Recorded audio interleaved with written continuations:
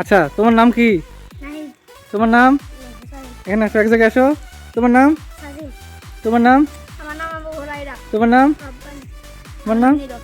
আচ্ছা, তাহলে প্রশ্ন করব প্রথমে এ যদি না পারে তারপর তোমরা উত্তর দিবা। কি নাম তোমার বললা? নাহিদ। নাহিদ, বলো তো রমজান মাসে কয়টা রোজা 30। হয়েছে? হ্যাঁ। দাও নাহিদে একটা কলম দিয়ে দাও, এটা তোমার জন্য gift। এইবার তোমার নাম কি? হুসাইন। হোসাইন। হোসাইন, বলো আমাদের নবীর নাম কি?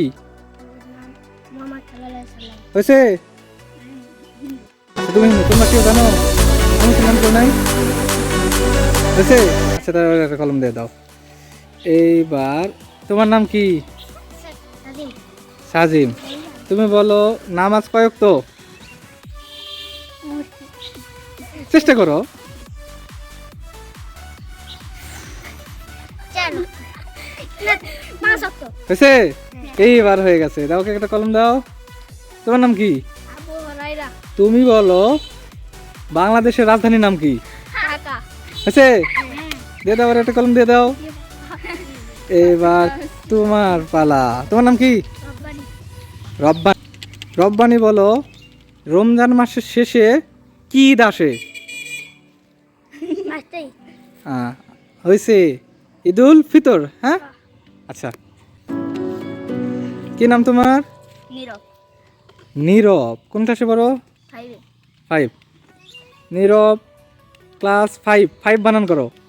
FIV। হয়েছে? দাও, আর একটা কলম দাও।